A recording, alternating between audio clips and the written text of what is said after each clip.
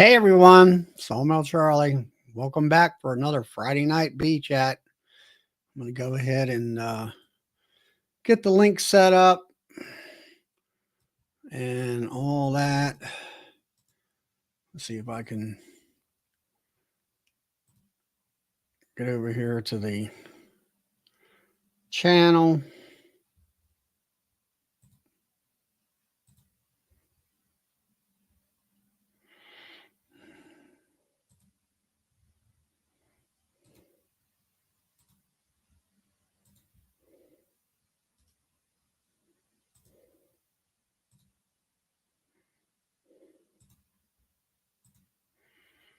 All right, it's pinned.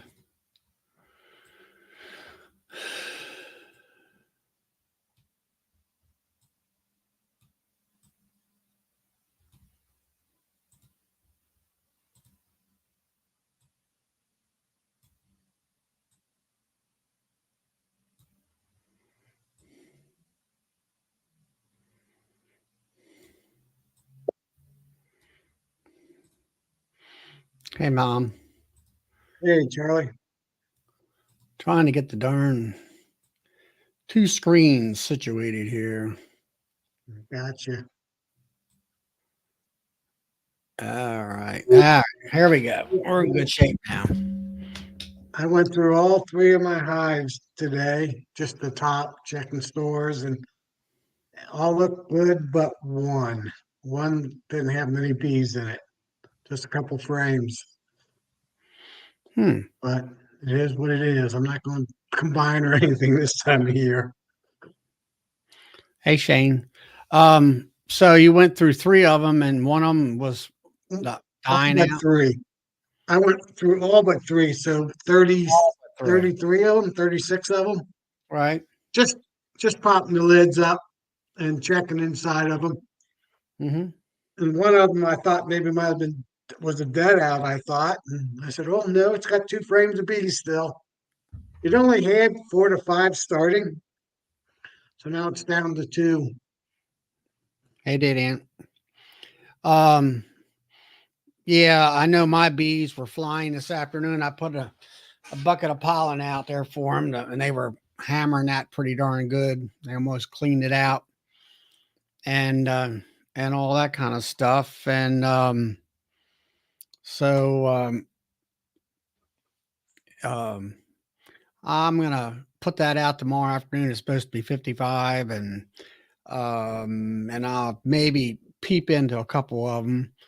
So far, most of them look to be, um, good populations. I got a couple of them that are questionable. Hopefully, they're going to get through, but I they I seem to had be 50. coming I had along. 50. You got 57 coming your way because that's what we hit today. Is that right? Yeah, it's. Yeah, I think it was 55 or a little bit better today, maybe. But yeah. We had I got low out there, 50s I yesterday. don't know, after 1 o'clock or so and throwed some pollen out there and um, let them have that. And they cleaned it up pretty good. And like I say, I'm going to look into a few. I want to get and do another oxalic acid vapor treatment for this month. Should have got maybe into them last Sunday, but then last Sunday it was raining and that kind of stuff. The weather wasn't, it was kind of cold and wet, chilly feeling. And then probably by the time I would have got stuff done, it was probably been raining too much. And Shane says it's Yeah. 11C today, which that's about 51 degrees, 52 up in Canada and all that. So the wind wasn't really much wind today. It was, I'll say, comfortable today. Now, yesterday, it was kind of one of that, felt like it was wet in the air, but there wasn't any rain or anything like that. But so is the population in the rest of the hives, really good? Yeah, all the other ones look real good. A couple of them look really, really good. Mhm. So it's just the one. Well, I got one nuke that it's a single nuke, which I don't normally go through the winter with. So I got a shim and I got some sugar bricks on there. They also have feed in the frames, and I put the sugar bricks on, I don't know, a couple weeks ago, just to make sure that there's extra for them. Like, And yeah, Darren, yeah, it's going to be heavy rain here also on Sunday evenings. At least that's what they keep forecasting. Of course, they like to make it. They like to sensationalize it a lot too. And yeah, and it's windy too, along with the rain. But uh, so anyway, I did that, and then last week, I think when we had some nice weather, I took a scoop of took my hive tool and scooped up a load of pollen on top of the hive tool and threw that the pollen sub and sprinkled that on the bricks and along on top of the frames.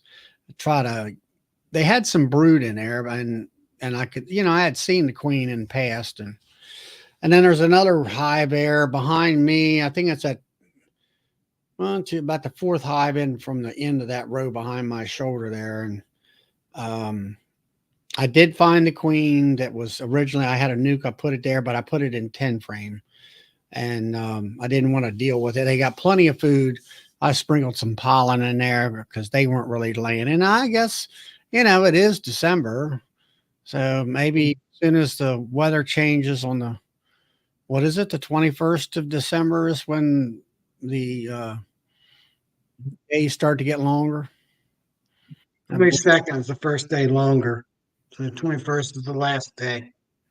Or it's like it's less than half. It's less than like a second Yeah, between well, the like I say, 21st everything and starts second. going the opposite direction, and that's when you're going to start seeing your queens laying a little bit, maybe a patch about 2 inches in diameter, something of that nature. I've seen that in there, and then I Right. would say about mid-January is when you'll start to see a pretty good bunch of Baseball, softball eggs and size. stuff in there. All right. Yeah, that's a good idea. I think maybe I'll go back in that hive tomorrow and sprinkle some pollen, ultra pollen right on the frames. Yeah, I put the Yeah. pollen powder right on the frames and on that one nuke. I sprinkled it on the sugar brick that was sitting up there and the frames. I figured, Okay. they'll do something with it. Right. And like I say, Right. they were out there today. I put that short video up last week, I guess it was, and they were out there just hammering it. And actually, they the bees remember where things are at, and they're flying. Where I drove around, what they do is they'll bring that pollen out, and you can see on the ground where it falls off of them, and they'll be in the grass, grooming themselves up on the bucket, grooming them, and you can see a little um, fine dust of the pollen powder out onto the ground, and all that kind of stuff. Dan wants to know, you Yeah. still have pollen coming in naturally? I haven't seen any lately that I know of. I don't think so, but I know I had some dandelions coming up today. I was kind of Hmm. surprised to see three or four of them. It, we just haven't had a very well. We had a couple cold days, but that was about it. Well, today was the first fly day. We pretty much had all week since Sunday. I think it rained last Sunday, and it did actually. It rained. It was kind of warm and foggy, and then it rained and it snowed Monday morning. It was the ground was covered with snow. Hey, Icy Mountain, and so I guess for the last week, 5 to 6 days, they haven't been flying at all. There's Bob Yeah, see, Walker. mine's been out at least 1 or 2 days every week so far this whole month. And if they flew yesterday, they flew today, and it's supposed to hit 52, 53 tomorrow. So they'll be flying a little bit tomorrow. Hmm. Then Sunday we're supposed to get rain too, but not the northeaster that you're getting. We're just getting a cold front coming through. Yeah, I don't know whether it's going to be all that bad or not. First Uh, half doesn't look to be too bad. get through January, and then we'll be almost home free. February is usually not too bad. Yeah. At least get to the third week of February. Well, all I really want to do is be able to get out there where you're at for Nobby and get out there and get back without any um, weather events Right. and stuff like that, and get that, have a good time out there. Icy Mountain, he's over there in Western Maryland, there, and about 3 hours from my house. Actually, Okay. I ate at a it was the Green Turtle restaurant and bar. We were out there in May. We ate there in the evening. It was off season. He said he lives not just right up the road from there, But and Russell said it's 40 today in central Minnesota. Okay. They were gathering water. I seen them out. They were flying around here trying to find water and whatever. And once I got done with one of my customers, I went up there and threw that bucket out, and they were jumped right on it. They were in the bucket while I'm trying to set the thing up. When you're carrying it, yeah, I love when that happens. They were all out and about and all, and it's good to be able to look down your line and what do you call it? See them flying. You got activity in the hive and stuff like that. Right. And all. Well, that's why I checked that one. That was the only hive. Well, it wasn't a hive. It's in my horizontal hive. I said that was the only one that wasn't flying. I said I better check that one a little bit deeper. I didn't pull any frames or nothing. I just took all the insulation off and everything and looked down in there. And they go, "Ooh, there's a live bees in here." Gentlemen. Hey, Bob. Hey, Charlie. Hey, Bob. How y'all doing? We're doing okay. I'm just folding the little things for my mom's service. So I printed them all out. I made them, designed them, printed them. I'm in the wrong business. I should just be doing this kind of thing. And now I've only got, I don't know, 100 of them or so to fold. So I was wondering how many you're going to get. Yeah, I don't know. You never know, right? If I did 50, 300 people would show up. If I do 300, 10 people will show up. So I'm just never know. Yeah. Well, they're ready. So now if they'll be ready. That's all I can say. What program did you use that with? Oh, Microsoft Publisher. Oh, yeah. So it's part of the Office suite. Right. I just never really used it on that kind of stuff. Yeah. Years ago, they had all them different sort of really low-key publisher programs that were independent programs, and I used a few of them. And then as time progressed, the software wasn't compatible and just kind of got out of it. Right. Yeah. I mean, it's not, it took me a little while. It's more when you start doing it it's more of making sure, like, I mean, it's a little bit off center, but not by the measurements of the page, but when you print it out, it comes out a little bit different. Right. So, right. But it is what it is. For what it is, it's all right. And just trying to get it done, man. My boss already called. He's like, hey, if you need to stay 3 days till the end of the year, go ahead and just stay 3 days a week. And they want me back full time. So I guess that'll be coming soon. But I'm off the whole last week of the year. The company's shutting down for the week. Our company's a family company, but it doesn't, it's kind of weird. Like, with Thanksgiving's on a Thursday, right? We don't get Friday off after Thanksgiving, but yet, wow, really there's no nothing's happening. Nobody's calling you the day after Thanksgiving wanting bugs treated. Right. At least Right. that hadn't been my experience the last 2 years. So The business I'm in, nothing happens the last 3 weeks of the year. So I was a little bit busy today, but not too bad.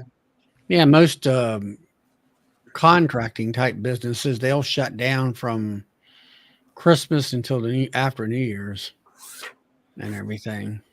well, these, I mean, That's like, pretty much what we're doing. yeah, so like this type of thing, the 2 printer thing works really good. So like you get you a nice good paper and you print the color stuff with the inkjet, right? And then you put it out in a stack once you get the stack of them done. And then you just take them and put them in your laser printer. And then your laser printer does the inside in all black and white, right? So it doesn't burn up that much. So it's Okay. worked out pretty well. But still don't know when it's Brian says to take and stick to the 3 days a week and build the bee business, Bob.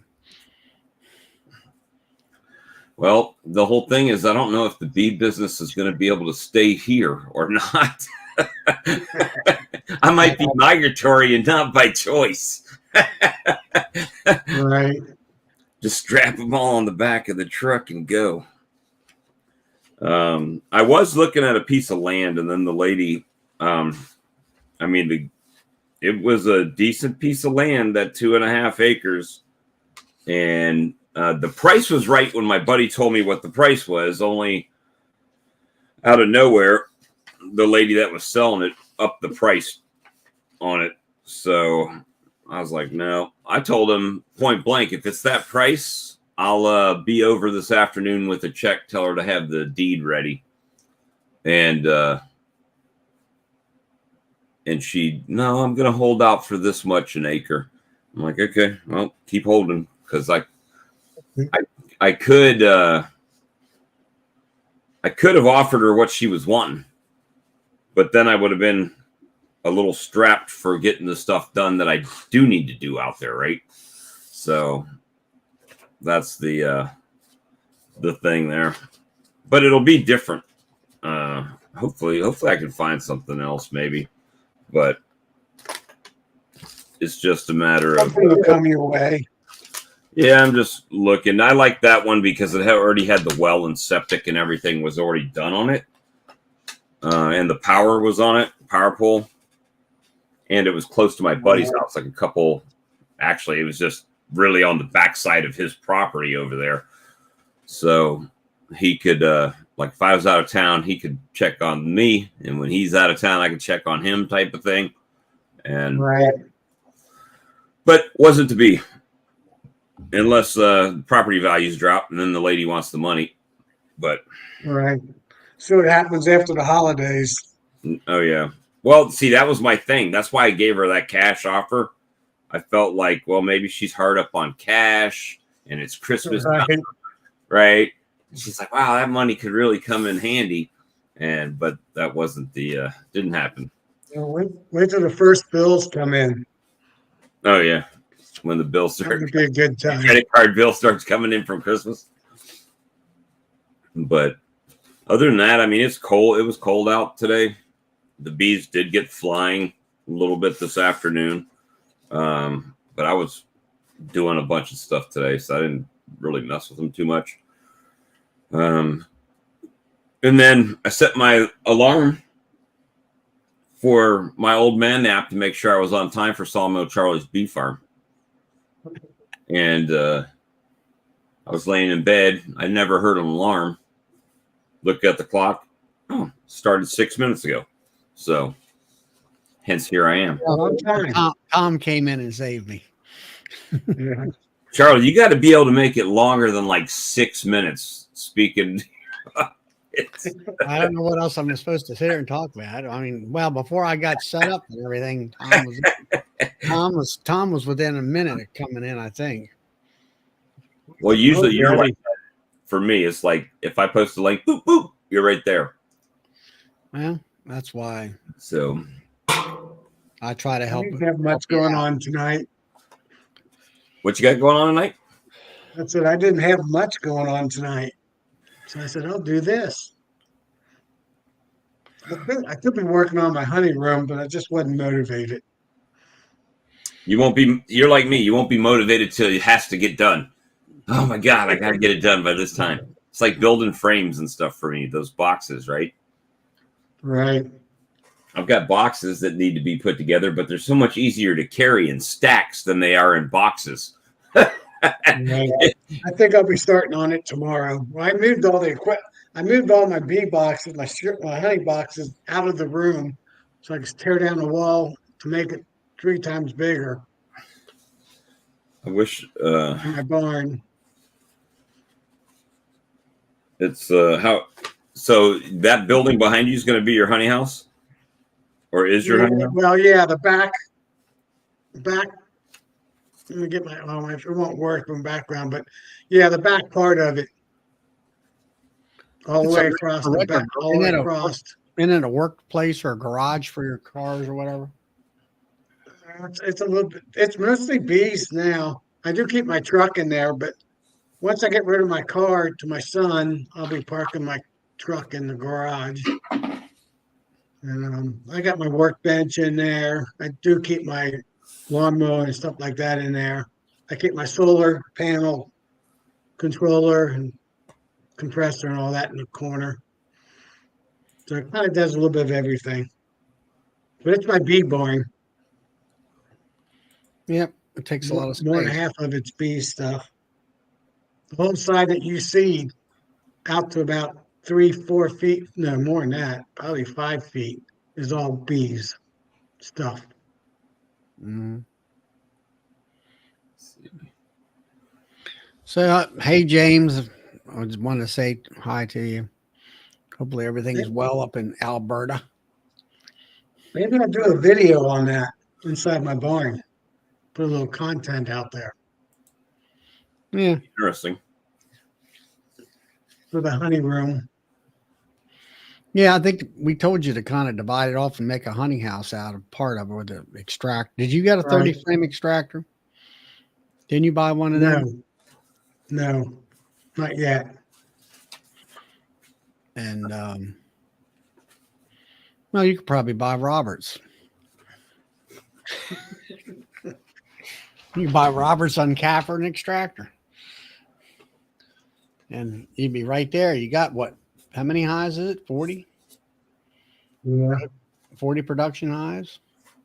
Well, I run about 27 production hives, Well, close to maybe 30. maybe 30. And How then, many pounds did you get out of the 27 hives? I didn't have it this year, but I have all set up now. I got 1,000 pounds out of about. I had 12, about 15 hives, 17 hives. See, you're like me then. That's what I did.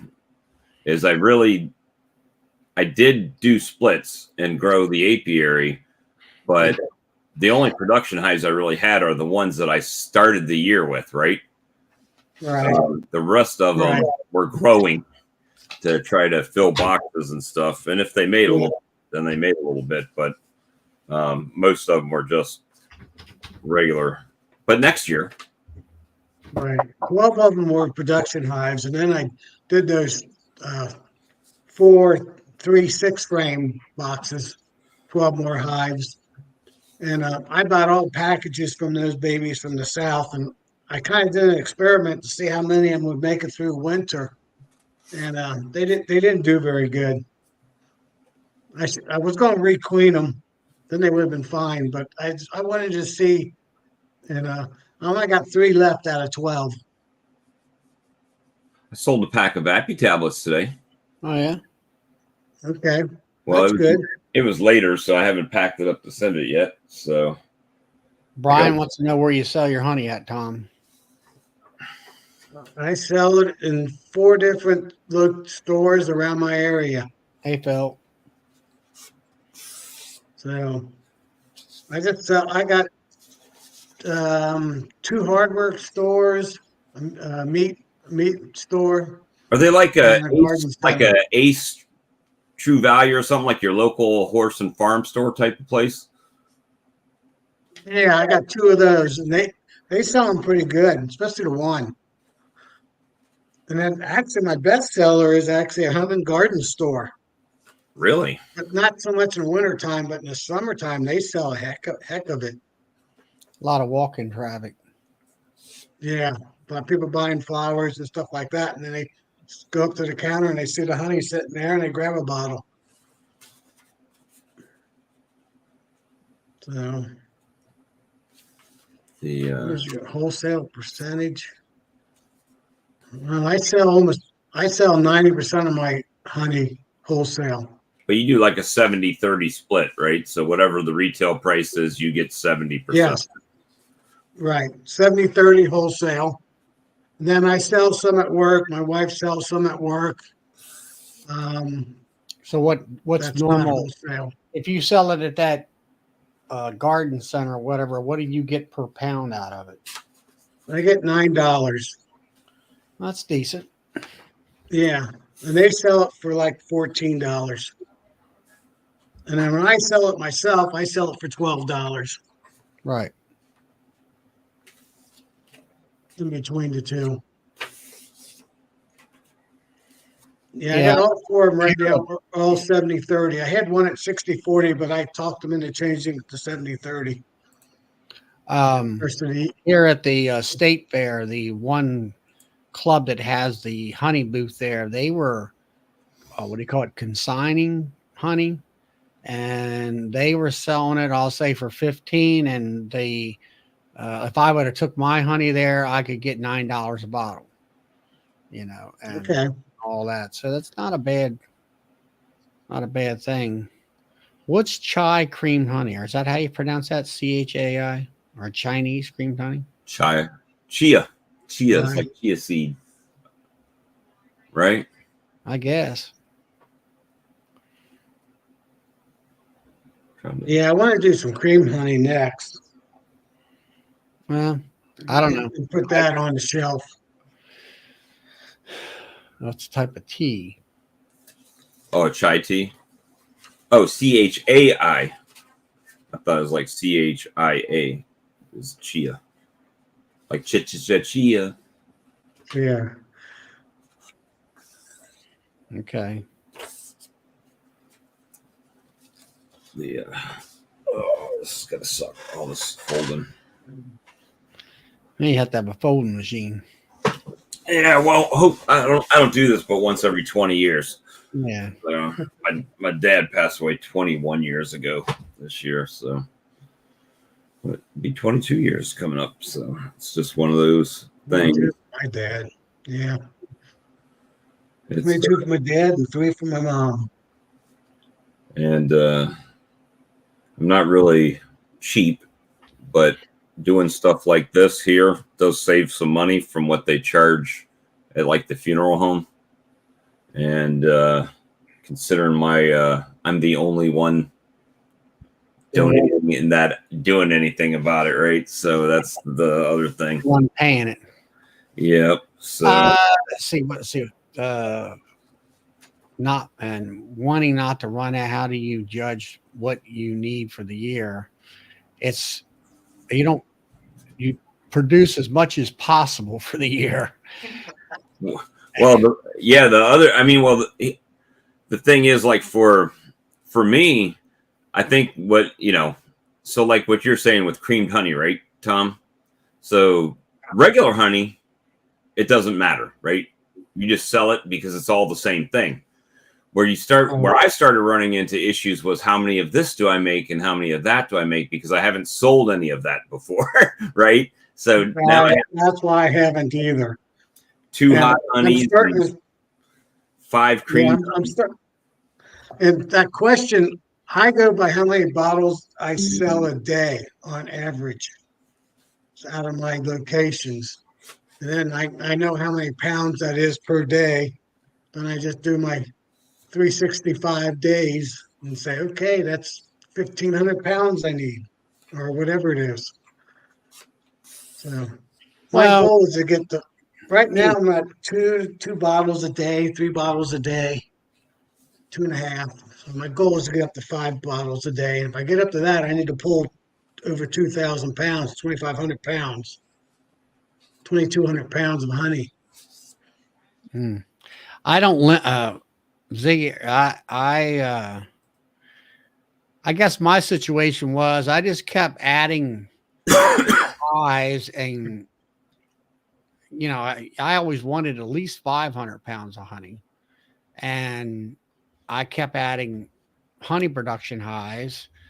And over the time I've been selling, honey sales have kept growing, each year a little bit, not a lot, but a little bit. Now this year, I'm going to say that I grew because of a guy right up the road from me, and I'm talking maybe a quarter of a mile up the road.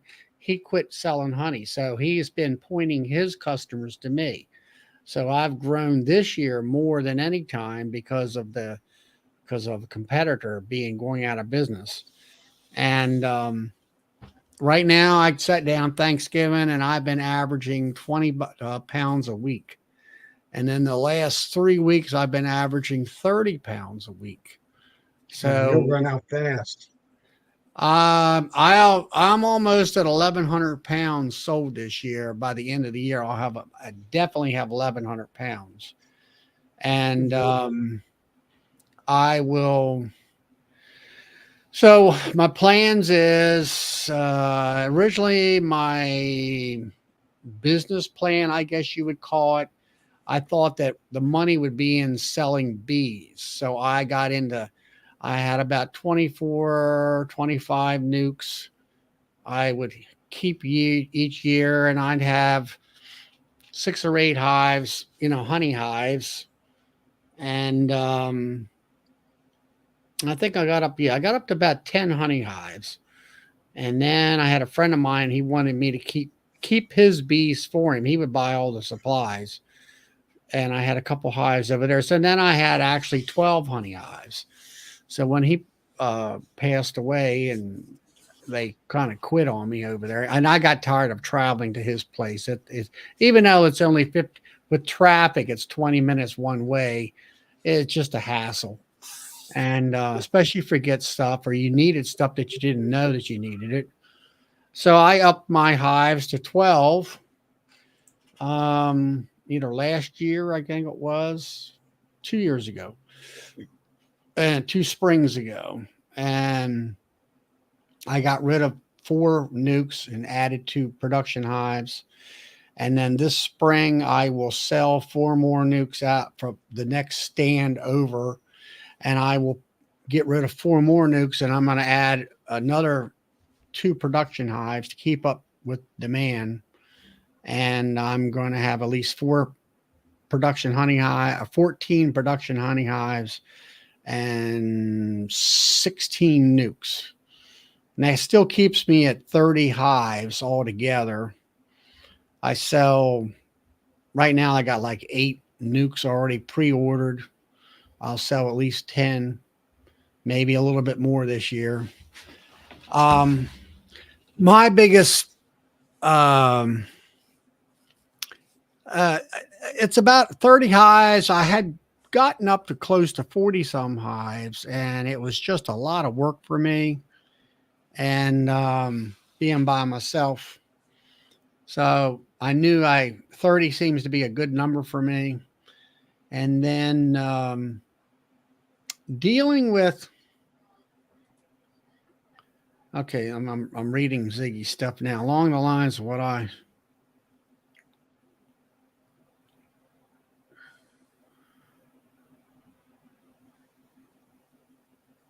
to ignore it. Yes. That's about what it amounts to, Shane. It gets to the point where it's like any person, you should have multiple faucets. If one runs dry, you got some other income coming in. So I'm selling honey. I'm selling honey year round. I'm selling nukes in the spring. And if I get a chance to have extra queens when I graft and make queens, and the weather is cooperative when I'm trying to, and I'm also really, I've only been messing with queens for 3 years. and tuning my knowledge in on setting up a cell builder is my downfall when it comes to grafting and understanding the numbers. And in 6 days they're going to be capped, and I've got an incubator already made up, and I've been selling cells and I've been selling queens. And then you learn that people come back when you sell them a cell, well, they were duds. Well, how do you prove they were wrong? You can't. So that's where I quit selling cells last year, and then I started selling virgin queens. So when you give them a queen, it's like, okay, it's alive when you leave here, so it's up to you to get it right. And so that's kind of where I'm at. My biggest problem with nukes is the people that buy them. They're sort of inexperienced, and they don't take care of their nuke properly. Where I had one guy, I think it was this spring, he bought 2 nukes. He was going to set them up on top of the hive when he got home. They're in cardboard, and I had nukes that I bored out a 6-inch hole and put screening over top to give it the maximum amount of ventilation. And I told him, I said, it's hot and humid. I said, you cook these bees. I said, you got an hour and a half to get these bees in before dark. And I advise you to put them in hive them right away as soon as you get home, and they won't overheat. And whether he did or not, I don't know, but I get kind of agitated with people like that they were just going to set him on top of the hive, open up maybe the front end of it, let them fly, and then I'll get around to it on my schedule the next day. And I'm like, no, that's not the way farming works here. You do it when you do it the right way. Right. Take care of them bees. I took a lot of pride and time to keep my bees up and running and have a nice, great looking queen and a lot of nice brood and stuff. So I expect you to take pride in your beekeeping and put those bees in their hive and give them the best chance to survive. So I'm downsizing my nuke sales because of, I'll say, aggravation of customers. And, everybody wants you to be on their schedule. And I said, it doesn't work that way with bees. You're on the bee schedule. What the bees dictate is what you got to do. I give my customers two pickup days, or on two, one day on each weekend, 2 weekends apart. And if they don't make it, they don't get their bees. Well, I mean, I schedule something like, all right, like what's nice about this 8 hives that I got right now, that's only 3 people getting these 8 hives. I got one guy getting 3, another guy getting 4, so I can get these hives set up where, okay, I got one guy coming in today. Well, I need 3 hives to be, up and running. It depends on how the bees, in the springtime, you watch some of my videos. I got some dripping bees. They're packed, and they're on the edge of swarm. Right. They're on the verge of swarming. And it's like, okay, guys, come and get them because they're ready to rock and roll. And all that. So anyway, that's my game plan. I want to produce 1,200 to 1,500 pounds next year. What I end up doing, for Shane's help, all my production hives are also all my nuke sale hives. So every year I'll go in 3rd week of April, maybe 2nd week of April, depending on the spring. I'll go in there and take 3 frames of brood out because they got now 8 frames of brood in them, and a honey frame out of it, and the pollen frame out, and I'll sell that queen. But I already have a queen that I already have. They're already at my place that I grafted last August. Yeah. It made it, last July, made it in August, September. So I'm going to sell last year's queen with the nuke and then put that queen in. So really, I really don't lose anything. I might lose a day or two, and I lose a couple Yeah, frames well, of when I brood. sell a nuke, it's an overwintered queen. That queen's went through. Mine's an overwintered queen too, but I'm Yeah, putting after summer solstice queen in to replace that queen as soon as I pull that queen out. I put it in the same day. So I really don't lose anything. I just keep them from swarming right. because that summer solstice queen will not swarm. And plus, I just took the brood out from the scene I um, sold. So it works Yeah. pretty good. Yeah, Brian here from Flower Street's kind of doing the same thing I'm doing. I used to do I would do 15 nukes a year and stuff like that. But like I say, I'm cutting that back some, and I'm up and up on my honey production. And I found also with honey production hives, once you harvest, and it's after the 21st of June, your swarming tends to be, you can kind of tell by watching the queen. She starts to Yeah. slow down, and you don't And have in May, swarming issues. And I don't really have to work them hives every week, or I can go and let them go for 3 weeks yeah.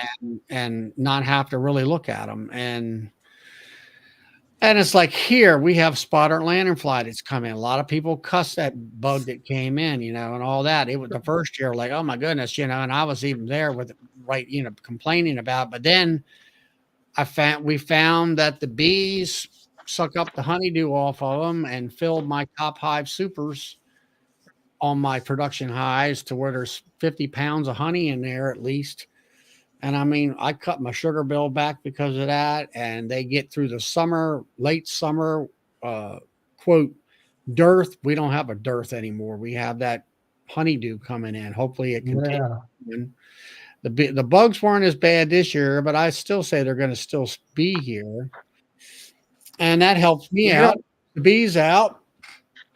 And so, like I say, I'm going to knock 4 nukes back and still keep 16 nukes and have 14 honey hives and see if I can't produce somewhere between 12 and 1,400 pounds of honey. I'm trying to push. I did 80 pounds of honey per hive with my single brood chamber management program. And I'm trying to push it to where it's 100 pounds per hive. If it's a good year with no queen issues, I think I can get that. We'll see. that's my goal is 100. That'll be a goal thing for me. That'll My be goal is 1 deep and 2 medium supers on my hives, which gives me over 100. But we haven't got that spotted lantern fly yet. But I think maybe this 2024 or another year we'll have it. It's coming and, this way. and some people like the honey, and it does have a unique taste about it and all that. So Okay. Phil, what are we doing in there? Are we packaging things to ship?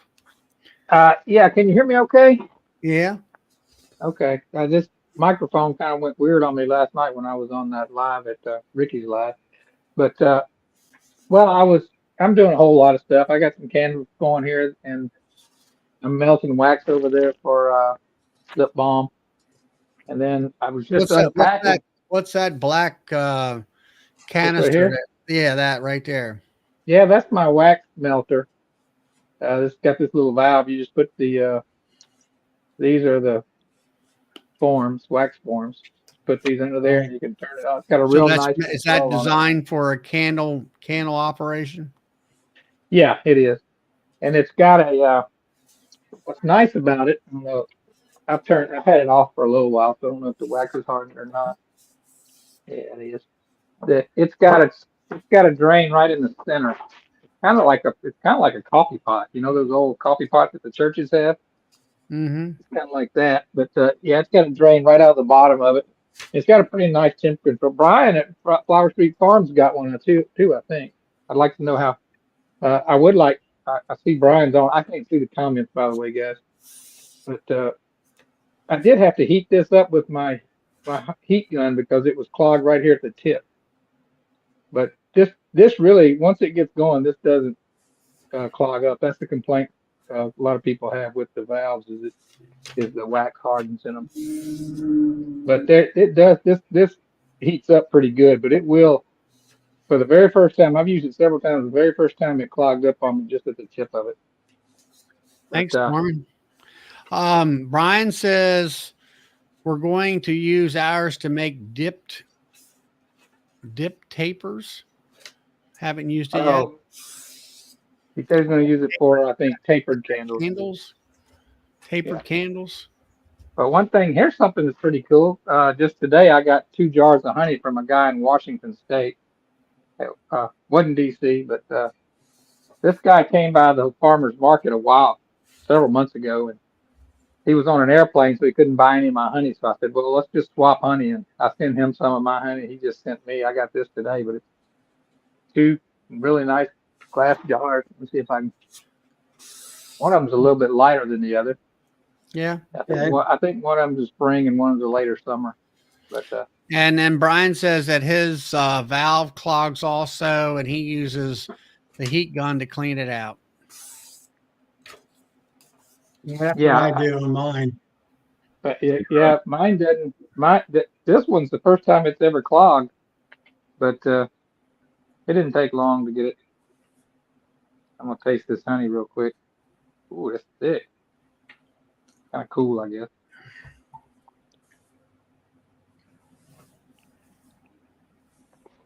That's good. That's the light one. Any darker one. particular taste about it, or it just tastes like honey? It tastes like honey, but it's got a little, I don't want to say citrusy, but kind of a tang to it. I wonder if it's that blackberry honey up there. Let me try this other one. Let me try this darker one.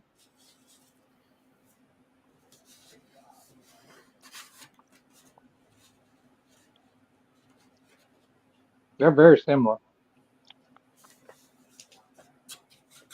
It's good, but it's this one. I'd say this one tastes a little more like what you expect honey to taste like.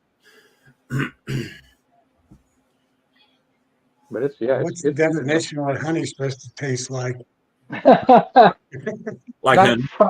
I guess not supposed to what you expect it to taste like. You know, we all grew up eating that, commercially. I go take my beehives over to a buckwheat farm. That'll taste totally different.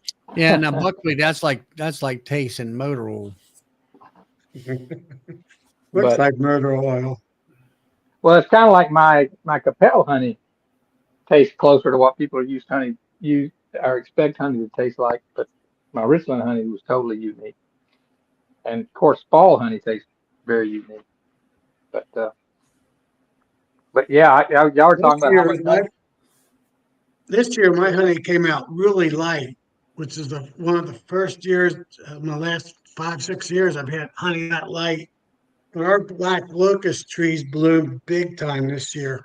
About once every 5 years, I have a big bloom. Seems like it. Yeah, my Richland honey is really light. Let me see. Now, Brian, you were saying you added 2 foundations to, with a box of drawn comb. Did that work for you, or Very similar? Yeah. Yeah, it is a pain getting all your supers combed with comb frames. I'm still working. Well, I've been adding about 5 boxes every year.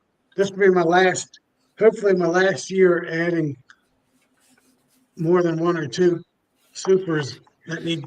Well, my biggest complaint is they all talk about putting 9 frames in, and I always found that you get a lot of that cross comb in there, burr comb between the 2 combs, and then sometimes they really draw it out fat over here and not so much over there. But I'm wondering whether or not that people just don't talk about that when they put 9 frame in. It isn't all. I don't run into that, Charlie, but you have to make sure you put your new frame in between 2 wide drawn out frames. I'm talking already. about just spacing out pre-drawn comb, and they'll start drawing comb in between the comb. They won't bring the whole sheet out of it. It seems Mm, like, I don't know. I mean, I don't have too much issue, but I'll start with 10 frame till they get comb in it, then I'll take a frame out. Well, that's what I do too. But I was trying to get that, drawing out that, the 9 frame where it's supposed to That be last, wider and get more honey and all that stuff. And I don't do it for the honey. I do it for my knife. So when I go to slice down the knife, it well, just slices yeah, it right but off. you'll actually 9 frames will produce more honey than a 10 frame box, and your knife is a lot easier and better too. But Right. My biggest thing, my biggest thing is the knife. I like using a knife. yeah, if you can get it, a half inch out past the frame, that's great. Yeah, And just all. And any little bit. I use a honey plane that really slices it off really thin paper. It's about the thickness of a paper towel when I get Right. done with it. But I I don't know. I'm just thinking. I'm like, all right, I gotta. It's like Bob. You gotta, it's put 2 more hives in. Well, that's about another minimum of 6 boxes plus um, probably about 12 boxes with frames in there, to produce 2 more hives and stuff like that. I had about 10 or 20 medium boxes that I had, but I've used them all in either honey production or putting in new hives and all that stuff. So, Hey, One Charlie, you talking caveat about? though, putting more production hives out there doesn't guarantee you're going to get more honey because you might have your area already maxed out or close mm, to it. we'll see. You But talking about? I think I got my area pretty closely maxed out because there's a lot of beekeepers where I live. yeah, I got a lot of forest and trees around me. I got the locust honey for sure and all that, but I don't have. There's more beekeepers around me, and I think I know, but a lot of them fail too. You know, they Right, they don't have the hives that I have right. Charlie, you talking about 9 frames in the brood box or in the honey super? and the honey supers. Oh, okay. Yeah, I do that. Yeah, I, supers. um, yeah, yeah. I'm like time I do 10 and then I pull one. I actually pull two. I go down to 8 after they get them drawn out. Hey Nancy, good to hear you from you. I haven't seen you for a while. Yeah. Nancy's been selling quite a bit of honey at different weekend shows and stuff like that. I've seen on Facebook and all. Yeah, I'm thinking about maybe doing a farmer's market next year. I have to probably have signups probably early February usually. So I'm thinking about it. Well, it depends Yeah, on. I mean, I don't do any type of shows like that. I just sell right here at the house, and which I don't have the weekends to do all that kind of stuff. I And I can't sell at the house because I live way back, a half mile back on a private drive. So we don't have, and I'm at the end, so I don't have any car traffic hardly in front of me. Did you claim your business on Google? What's that? Did you claim your apiary, your business on Google? No. Because when you do that and people look for local honey, if you're close to them, it'll pop up and they'll call you and be like, "Hey, where you Oh, at?" yeah. Okay. You can buy it here. And they'll come over to you if they're wanting it. Brian says applications for some markets are opening up on January 1 for 2024. Yeah, the one I'm looking for usually does it right around the end of January, 1st of February, up the street. I just re-upped for mine. Ours is year I round, do. but I'm not I doing do it not here. have an LLC. I used to have one for another business, but not for my honey. There's Oh, Nancy. Nancy, yeah. Nancy. Hello, I'm here. I don't want to go on camera though because I'm ready for bed. So, Okay, that's fine. but yeah, I heard you talking about the farmers markets and whatnot. Yeah, I was telling the guys that I seen, where you've posted, being at different Yeah, places in your area, selling a lot of stuff. yeah, it's the Hopefully you've been, craft fairs now. Yeah, hopefully you've yeah, been I doing moved a well with lot of that. honey. That's Mm-hmm. good. Yeah, And yeah. Mhm. what, how many hives are you running now? I know you had a lot of nukes. You were trying to pare that down some. Yeah.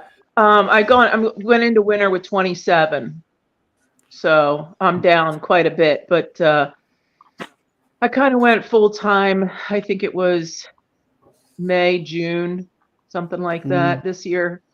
So I'm excited for next spring to be really like full time, and then I can. I think 40 hives will be comfortable for me. I think that's gonna be my sweet spot. Is that 40 So production hives plus your nukes or a combination of that? I don't. Yeah, I don't divide them like that. I just a hive's a hive for me. I'll take Yeah. honey from it or whatever. I don't. But yeah, 40 hives, and then my nukes will be. I'll have a medium on them, but they'll be resourced.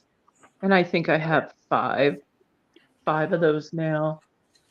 But How much honey did you make or produce this year? Do you not remember? Or 1,200, 1,200 1,200, pounds? I think it was.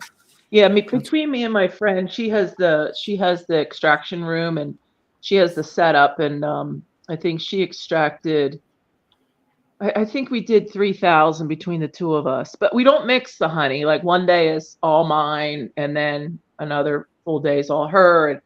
But I think between the two of us, I think we did about 3,000 this year, right. That's and good. mine's gone. I have two 5 pounders, and then a couple boxes of 8 ounce and 2 pounds, and then it's gone. I mean, I almost sold all of it. And I guess really the craft shows and that kind of stuff is kind of coming to a close for the Yes, season. yeah, I For have the two. season. I have two more, and then I'm done. Thank goodness. I'm so tired of looking at it or jarring because I just jar. I'll jar. I'll start bottling up Wednesday, Thursday, and Yeah. then sell, and then so. But yeah, I'm up here in Northeast Pennsylvania. I'm like north of Philadelphia. So when it starts getting to be sweater weather is when it's honey season here. Like people really start buying it up when it gets chilly. Yeah, I haven't seen you on the other chat on Friday nights. I figured you were I busy. yeah, I was supposed to have a place tonight, and it fell through, so we didn't, I'm free. But Yeah. Brian's asking. Nancy must be by Carl. No, Carl's up in Wilkes-Barre, and Nancy's more just north of Philadelphia. So there's a good bit of distance there, I believe, and all that as far as that goes.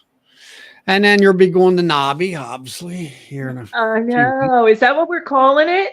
I just call it the expo, but I don't really, I don't know. I've gotten to call it. I've gotten it to calling it Nobby. Nobby. Kentucky Fried Conference. That's what Bob kept Nobby. saying. Yeah. Oh, Kentucky Fried Conference. Yeah. Oh, right. I get it. Yeah, I'm going to be I'd working call for. I'd call it the Bourbon Expo because you're in bourbon country. Yeah. But you're Oh, going to be working for the Rooster, ain't you? yeah, I'm going to be Yeah, we're setting up on Wednesday, and then his wife Elizabeth, she's the one with the fashion flair, and She's so we'll be amazing. set. Yeah, we set up Wednesday, And then I got the schedule. I just printed off the schedule the other day. So looks like we're opening, what's it say, 12 on Thursday? Yeah, 12 o'clock. Yeah. All Yeah, right. 12. Well, What is it? 12 to 5, I think it is. Something like that. mhm. And So, then 9 to 5 the rest of the time, I think it is. Which I kind of like the idea of the 9 o'clock in the morning. You're not out there crack of dawn. yeah. But I could go later as far as I'm concerned. But yeah, I got the schedule printed out and I started circling the stuff that's, that I I know. generally want to listen to as far as the classes or anything and all Yeah, that. I did that too. And then I went back and looked at it again. I'm like, well, wait a minute. Those are I can't be at both of those. And then, so I got to whittle it down somehow. Yeah, well, luckily he's going to give us all those Yeah. programs, recordings and stuff. But yeah, there's not too many conflicts. Some of them I'm not sure by the title description, just what level that would be type of stuff. Yeah. Yeah, I there haven't, is. I haven't Actually, made that decision yet. yeah. Brian is in the comments there. Yes, there is a single brood chamber talk. I forget who's actually given that and all. Single Now she's brood. back. That. And so, yeah, I've been looking at all the different presenters and stuff like that. And Well, I think Frederick Dunn and Bob Binney are speaking at the same time. And now I'm torn. Like I've been a Fred fan for over 3 years. And then, Bob Binney. So it's like, I don't know what I'm going to do there. I looked at some of what Bob's going to do, and it's like, I think I've seen this on the videos already. Some of the topics. No, they're going to hold. No, they hold back. They don't give it all out. They hold back for the speakers to speak live. They hold something back. But they were talking Bob about last year. What was that, I Tom? miss his. I saw him. I watched him last year at the Hive Life. Bob Beanie's. his talks and stuff. Yeah. What I'm interested in is like the one guy that Bob introduced on his channel, Yeah. Greg Rogers. Oh, I right. like- Okay. Oh Yeah. He's a commercial beekeeper in the Asheville area, and he built his own hive lifting machine like Ian has, and different stuff like that. And he's doing an OA extended release, some kind of a field trial that he's been talking about. And I don't know. I was Paul Kelly's going to do, I think, single brood, yeah. And I don't know. I've never seen Marva Spivak. I've listened to her, and social immunity. I'm not really sure whether that's sounds like a nice topic, but when you got to pick and choose, it's like, all right, does it stand up towards some of the other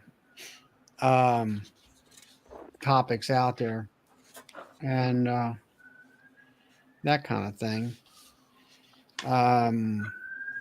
Is Ian talking? Is Ian speaking? Ian's not going this year. Oh, Ian's not going.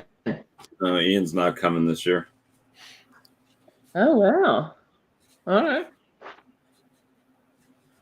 I got to see Ian last month in North Carolina. He was at a conference there with Bob Binney. Oh, wow. And I think he did something in Minnesota or Iowa.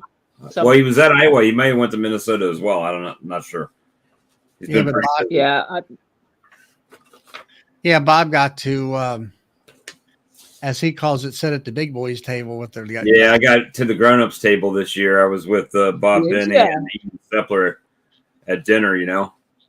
I wasn't on the side. I Wow. wasn't at the second table. Where all the kids sit. With your crayons. Yeah, with the crayons. Yeah. And then there's Megan Melbreath, which I've seen her at Chester on the last live Yeah. thing they had up there, and I find her to be quite good because she's grew up in Mhm. beekeeping. Even though she's got the education part of it, she actually has the hands-on experience type stuff. Okay, I can focus more on the talk now. Sorry. And, Done. and then like Robin Underwood, she wants to talk about the lanternfly. Well, actually, I've already seen there was a club down here that put her talk up on Zoom, and I sat and listened to that, and it was very informative and all. And but I think I'll have to look at something else besides that. I already know what I need to Yeah. hear about that. Robin Underwood and Mel Breath are real local for us up here. They, we've know them and talked to them and had their talks many times. So, but it's nice to see their work in West a little bit, in the country. Yeah. I like to see Chester go back to live convention myself. Oh yeah, I'm not on that committee this year. I let it go. Yeah, they're all having their shindig tonight, their Christmas party, holiday party or whatever. Yeah, I didn't even know about it. I knew about it, but it just that's a good ways to travel. Yeah. Yeah. All that's. But anyway, well, that's good that you sold all 1,000 pounds. Now you got to get more honey. Yeah. Yeah. Now you need. I don't know what I'm gonna do about that. Nancy, have you had a year where you weren't able to sell all the honey you produced? No. Nope. So you're like me. The more you produce, just the more you sell at this point. Yep. Yes. Because we had that discussion last night, and it was like, that's kind of hard to determine because I think a lot of us put the cart before the horse and worry about what we're going to do with all this honey before we've even tried to sell the honey we've got. And then once people know that you're there, right, it sells very easily for the most part. Yeah, I mean, I think with each year you get more name recognition. So you're just building on it from year to year, and then your skills are getting better as well. Right. So yeah, I mean that's I guess that's for Shane here, and he was asking me about my production and how am I boosting production. It's like Nancy says, you start out with a small amount, let's say 500 pounds of honey, and you get your name out there and it lasts for so long, and then you run out, and then you add more so you don't run out. And like you say, over a period of years, your sales just keeps getting bigger. And then you also have clientele that comes back, repeat customers. But I think some of it's location for sure. And like what we were talking about last night, he never could, Robert couldn't make up his mind whether or not he wanted to deal with people or try to wholesale it. To me, I think it's when you're wholesale, you're just giving it away. You're not. yes, that's correct. Why do all the work? Why do all this work and let somebody else make the cream money? Yeah, that's the profit margin between wholesale and retail is the profit part. Like that's where you get paid back for all your hard work. And it depends what region, because I'm in the Philly market, so the honey is priced high, but we still got some squeakers out there that just want to sell it for $10 a pound, and they just, they're good beekeepers, but they just don't, they don't want to raise their prices, and it's a shame because they could be, making a little bit more money. I'm a But- squeaker. Right. Well, I'm not a squeaker, but You're not in the Philly market, Bob. yeah, You're not down in the here, Philly market. $10 a pound is pretty good, and I'm still building my clientele. Right, I haven't gotten to the, like I said, where I have surplus honey. So maybe I need to start raising my prices. So maybe I lose a few customers and make more. Well, It's Bob needs to just increase production. Yeah. Well, Yeah. hopefully this year. yeah. You need to keep the And that- bees alive. Yeah, Oh, yeah. keep the bees alive, do production. And it's like with me, I'm gonna up my, I'm gonna go up to 14 and go from 12 to 14 this year. And I'm half thinking about going to maybe 15, somewhere around 16 hives, and run it that way. Kind of cut back on the nukes. The nukes, actually, I find them to be a little bit more work to them than the honey hives to a certain extent. But yeah, that's where we're at. We're like Well, Bob says, you can sell all the honey you make. I'll You- be, you I'll run be a around temporary- 30 to 35 production hives and about 6 resource hives. That's what I'm kind of looking at. Mhm. That's a lot of hives. What do you Yeah. want to say, Nancy? Oh, I forget already. Oh, well, wait a minute, you run 10 frame, right? You're 10 frame. Yeah, So so a 5 frame then would be, when you say nuke, you mean 5 frame. yeah, So that would be half. So I run 8 frames deeps, 8 frame Right. deep, and then, medium for the super. But so for me to go from a 5 to an 8 isn't as drastic. So right. I don't distinguish between, if somebody wants to buy a nuke, I just tear apart an 8 frame and sell them 5 frames out of it, and then just split it. So I don't really think about, I got 27 hives down there now. So I got 27 nukes for sale come spring. I got as many as you want, like as many as I got, that's what's for sale. And then I just split them. Now I've never sold out, but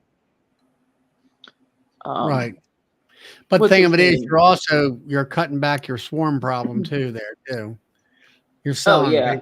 early enough that you can knock your swarm problem out and still So produce honey too. it's tricky though. Last year I sold 22 sets to you remember I sold them to what's his Cook, Jason Jason. Cook, Bohemian, Correct. yeah. Yeah. And I sold them too early. Man, we got hit with a cold snap up here, and I was struggling for a while. I was struggling, and then I was chasing my tail, and then it was like, so I got 1,200 out of them, and it was a lot of work. I was on that live where you saw, or was listening to that live where you sold them. Was it this? It was this show or Bob's show? I can't remember. No, it was Charlie's. But yeah, and then he You don't watch my channel. Yeah, he was talking I about haven't in a while, Bob. you sell the four Yeah, I frame should have nukes. pushed Right? it. What's that? You sell the 4-frame nukes, right? You were telling us about your system. It's Yeah, it's two Oh, two 2 frames. frames. Yeah, that's right. Yeah, 2 with the frames. queen, and then That's right. bees Yes, yeah. for her, and then brood. Yeah. Yeah. But I should have pushed him off another 2 or 3 weeks. I wish I'd have, that crystal ball that's always in the shop, but I wish I would have pushed Jason off another couple weeks. And out of the 22, it started raining on us. Oh my gosh, it was crazy. And he wanted to see all the queens, so we're looking. And he ended up, I think I ended up giving him, I forget, maybe 24 queens till it was all said and done, just to have spares. And then when he got through the year, because he was doing the pollination trailers with them, And then he got through the year and he only had 2 duds out of the 22 or 24. He had 2 that he couldn't really come up and running. So I was real happy with that. I was concerned about where he was going to end with those, Yeah. I wanted to see how they perform for him. And he said he only had 2 duds out of that. So I was real happy. Well, that's it's always good to know that you're what would you call it? That things worked out for both of you, that you sold quality and he got quality. And Yes. that kind of stuff. Yeah. And they were a little lighter than I wish they would have been, but weather is what it is. And but yeah, so it was good. But I mean, I'd do it again. I learned from that. I'd do it again. Mm-hmm. I should have fed him more. I didn't feed him as much. I could have fed him to go down there, and then I should have fed him some thick 2 to 1. Right. Come on. I'm just trying to get the studio worked up again here. Yeah, it's I don't know. It just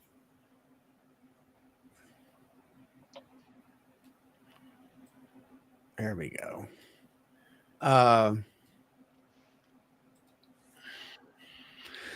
Yeah, it's just like you say. You're always, I always want to know what my nukes. When I had different ones, I had a guy come in the mill here, and he said, I got them nukes, and they're still going like gangbusters. I'm like, okay, that's cool. That's what I want to hear. And he was.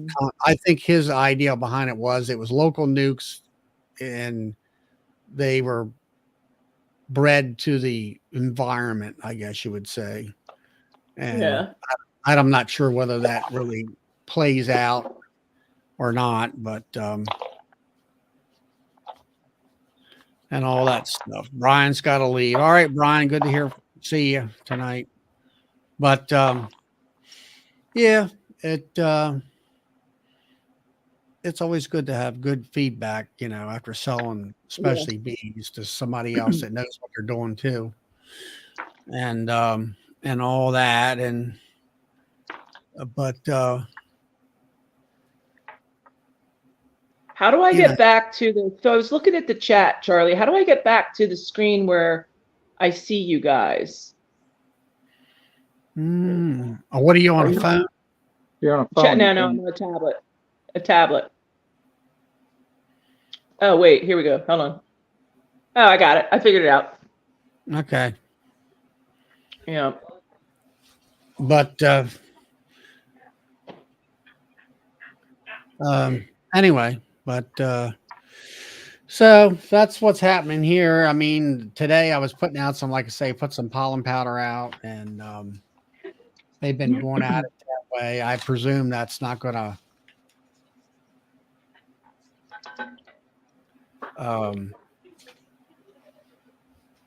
they're going at it. Hopefully they don't pack everything up with a lot of pollen powder and stuff.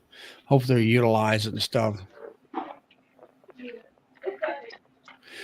And Shane wants to know, you keep your production colonies and your nuke builders separate.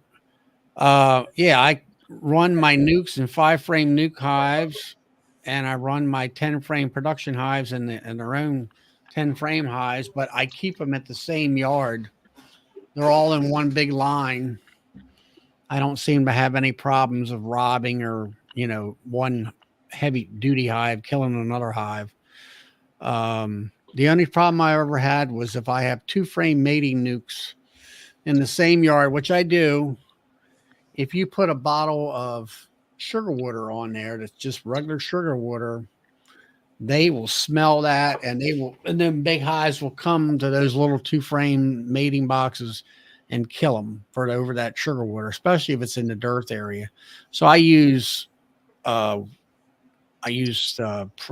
Sweet, which is what Man Lake sells. And the bees can't smell that. It's the way it's cooked. And I had a tote of it, and I still have a good portion of that in that tote.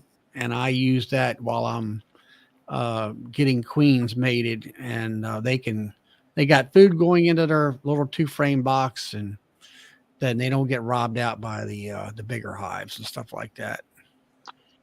That's how I work that deal. But Charlie, I got some two frame boxes too, and I was thinking about using those this year to pull the queen out and then let her lay up those. I don't know how long it would take. I didn't do the math, but I mean, I would do the math before I did it. But so she'll lay up a whole deep in a week, right?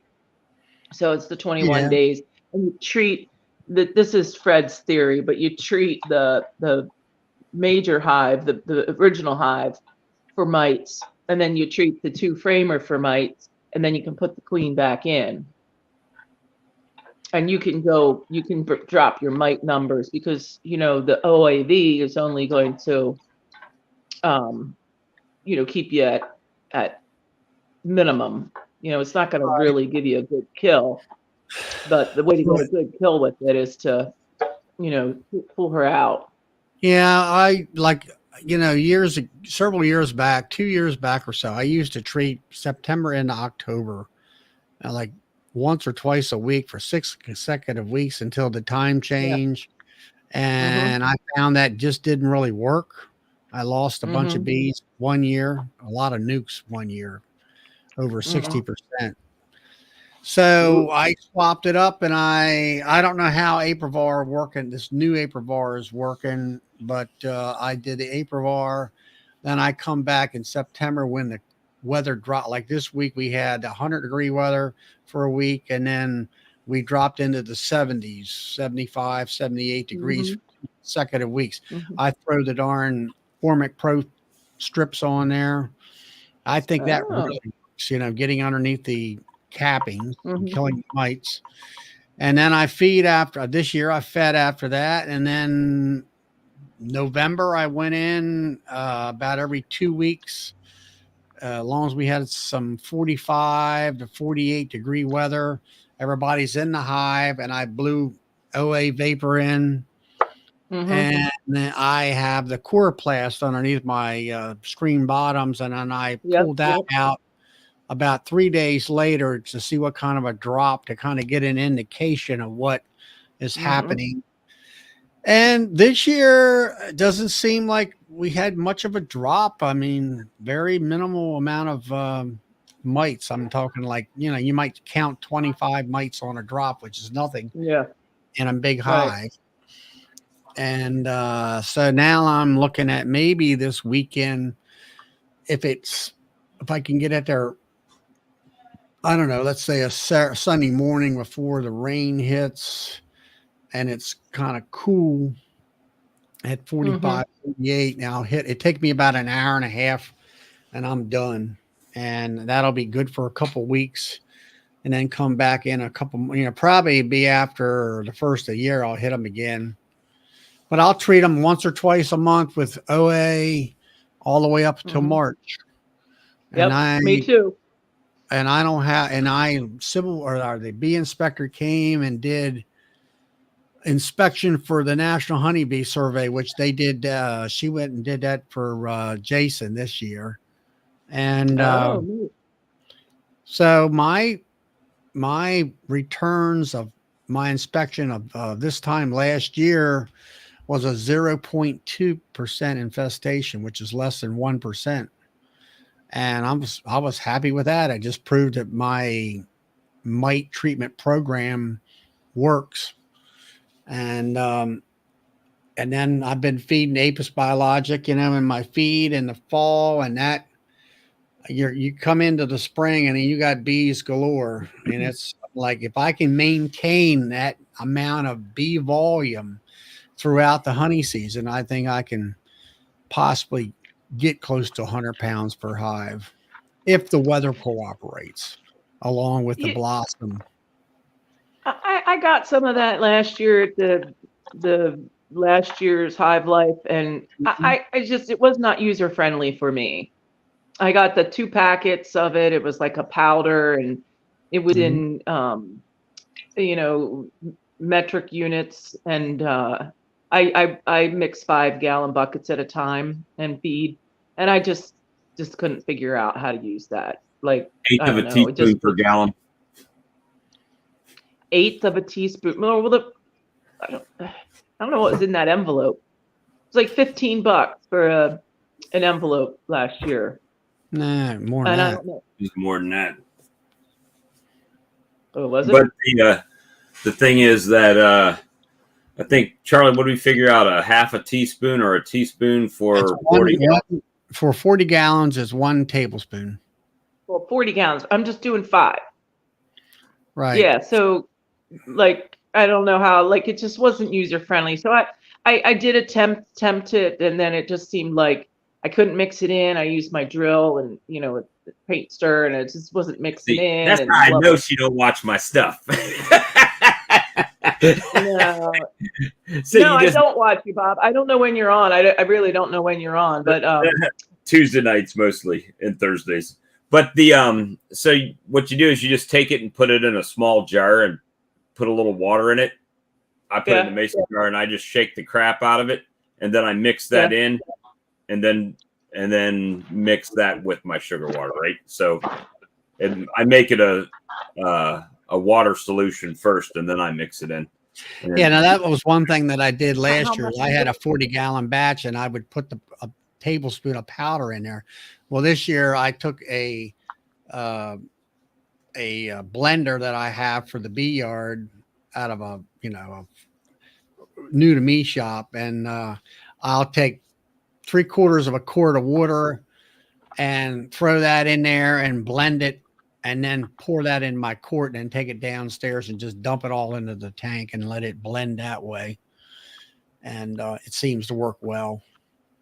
Well, But if you would have said yeah, it's just you like do have mixing to. cornstarch, if you would have told me it's like mixing cornstarch for gravy, then I would have figured all that out. But you didn't say it like that. Hey, Now Todd. look, you're like, what? That's how you mix cornstarch to make gravy. But anyway, so my girlfriend got a 30-gallon mixer now.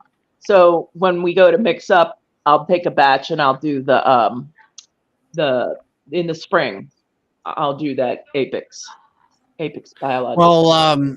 Well, what did she build a drum of some sort to make 30 Yeah, gallons? we at a call it a clip? deconator. Yeah, is her Mark Antoon's built it. It's a 50-gallon drum, and then it has I just had glanced at it when I was at her place. We didn't use it. She just got it in the fall, so Okay. I'm gonna go use Does it that. got does it have a pump in it where you're just Yes. recycling it round and round and round? Yes, and I think it's hot water. She got a hot water pump put in for it, and now she has hot water in the shed there, and but yeah, so I'm gonna hopefully be able to use. So I just went back to the Hive Alive, the liquid, this fall when I was feeding. I just put Hive Alive in again, and it seems to work for me. But Now I use that. What do you see out of that stuff? What do you what notable difference do you get out of your bees when you feed Hive Alive? well, I don't. So I've been feeding them for 3 years now with Hive Alive, and I'm only going Mhm. into my 7th year. But they just don't have they get started quicker. They don't have the gut issues. You don't see all that yellow in spring. You don't see all that, the gut dysfunction all over the side of the hives Yeah, come the days. They don't yeah. have The diet. any of that.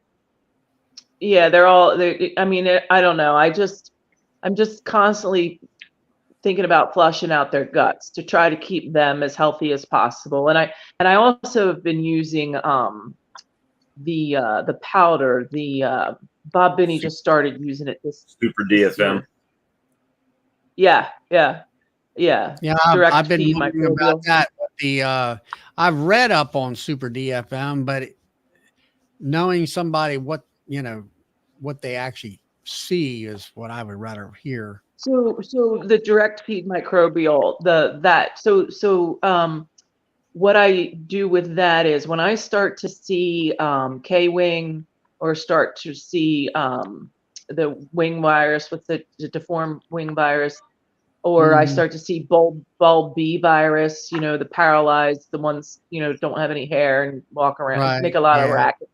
When I see any sign of anything like that, I'm really tapping them with the direct feed microbial, and they will clean that up. And that's all I do. I don't do anything else to them. I just give them that, close them up, and they get straightened out real quick. Well, Why that is? does it promote, I'll say, brood production or just more of a health issue thing? It's more of a health. I think it's more of a health. I mean, I don't go too much into the science. I started using it when I had some problems back a couple years ago, and it's straightened them out. You know, Hmm. they cleaned themselves right up after it. So I don't know. It's doing something. It's keeping the bees healthy. Right. Well, you know, it good to hear that, it different, observations and stuff like that. That's what Mhm. I'm um yeah, DC, it's called Super DFM. But actually, what's the website for that stuff? It's direct. Strong DFM is direct microbial. feed. Strong, yeah, Yeah. it's called Strong Microbials DC. Yeah, that's the product I've been using. They were down last year, 2 years, past 2 years, the conference. And it's really not expensive. I mean, you get a big envelope. I get the 100. I think I got the 50 first and then the 100. And you just put it in your freezer and it lasts. It lasts a while. Right. No, I was just like you say, I was kind of interested in it to kind of do some research about it or whatever. Um, like I say, as far as the hive alive, it's just like Apis biologic. It takes a season to kind of Sorry. figure out what it actually does. I mean, for me, you've seen right away in the springtime a huge population explosion for that, and then I don't know. I mean, I don't know what I'll see. I put the hive alive in my syrup and for the queen rearing production and that kind of stuff too. So we'll see for treating it and that kind of thing. So and then like Well, the Michael direct Bucks, feed go ahead, Nancy. the direct feed, they were kind of marketing that to people that lived in agricultural areas where your bees could get into things that maybe weren't the best for them. And I do live next to a farm, but that's not really. I just knew I needed to do something. I needed to have some tricks up my sleeve. So I started with that, the DFM, and that turned some of my hives around or helped them turn themselves around. And Well, don't you then sprinkle that like so much of it like once a month on them highs or something like that on on the the top of frames?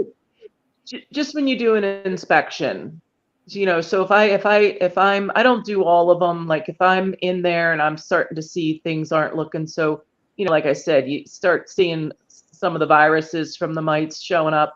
Hmm. Hit them with that two in a row, and they're able to get themselves back in order, it seems. Hmm. So what it So you, does, I'm you not exactly treat sure. as needed more or less with what you're doing. Yeah. Yeah, with the Okay. direct feed microbial. But then with the Hive Alive, I want that in. I put that in the fall because they're eating it and then they're storing it. And then I also use the Hive Alive fondants on top for emergency feed. And they just come out all bright and shiny and clean and ready to go to work or be sold. Right. Yeah. Now DC was talking, or was it DC or Michael Buck was talking about using tea tree oil. Yeah, I've used tea tree oil in the past, and it does help with gut health and all. I've noticed that over the years. But to you, emulsify. Oh, you have to emulsify that. Um, Yeah, I think you yeah, have to I emulsify used to put that. that in. That's where I started getting a blender from the used shop, and you put that in there and blend the snot out of it, You don't have to Yeah, do that. There's and easier yeah. ways to. Well, I would. well, anyway, that's the way I did it, and threw it in the sugar water. But then, problem with that tea tree oil is it eats up. You better wash. You got to wash all that rubber because it will eat it up in a heartbeat. I actually had plastic measuring spoons that they would melt that measuring spoons.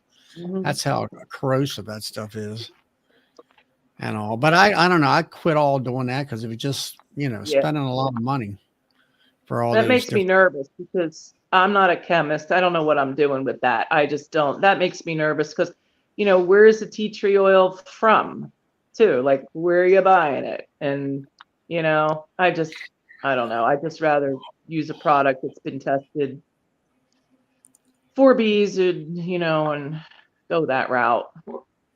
Hey, Nancy, Bob Benny's using it. Yeah, that's where she What? was. Oh, I think Bob Benny's using the tea tree oil in the camper. Oh, is he? Yeah. Yeah. Has he? They, Did he they, do a video on that yet? yes, he did. Yeah, Oh. Yeah, but he's he still on was high. using He's it. still on Hive a lot or Super DFM. I know there's Yeah, that's one what he. that one group of bees there looked like to me that he said that they were sick, and he was throwing the white powder to them. Mm-hmm. Yeah, He was doing it for what is it? The American foul brood. No, European foul European brood. That's foul right brood. now. Yeah, Yeah. that was the one about he had those breeder hives that had European in it, and I wrote Mm-hmm. that was Yeah, and they European. put it on there, and it was on a what was it on a shop towel or something, and within a couple weeks it cleared all that stuff up. But Yeah, he used camphor and tea tree oil. He gives the formula he used. yeah, I had the formula here. It's let's see, camphor was 100 milliliters, 200 milliliters of tea tree oil, 200 milliliters of eucalyptus, and a gallon of canola oil. Then you just have to take and um, what do you call it down? Cut your Emulsion. formula down and to get it down to Yeah. smaller amounts. But but he was all that was for the European foul Yeah. brood, and America. that's sort of a they think it's stress related and maybe heat and humidity and stresses the bees out, and that's what starts that. I'm not sure.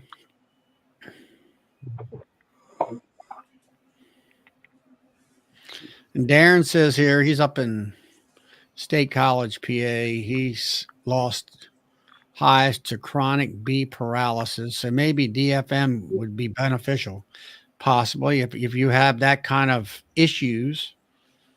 Then I did, like I say, I did read it to where you're supposed to take a spoonful of that stuff, a certain amount. I think, don't they supply a I think. dipper with that thing, Nancy? A No, measuring no. It's spoon? just that I just used my kitchen stuff, the tablespoon, Right. the biggest one there. It's a Yeah, tablespoon, and then tablespoon. I just left it in.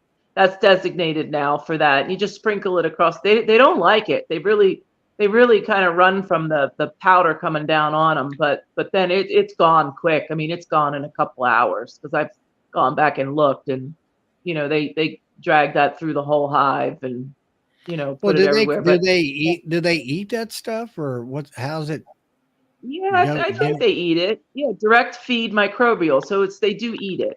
Yeah, direct feed. So it's not like I'm not putting it in a patty or putting it in syrup or anything. It's just going straight on the hive. Right. So yeah, they're eating it.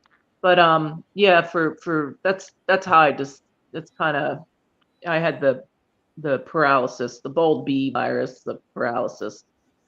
And Yeah, I had some when Sybil was looking, there was some a little bit of K-wing once in a while, or what it was called. What is it called? Black bee bald virus or something like that.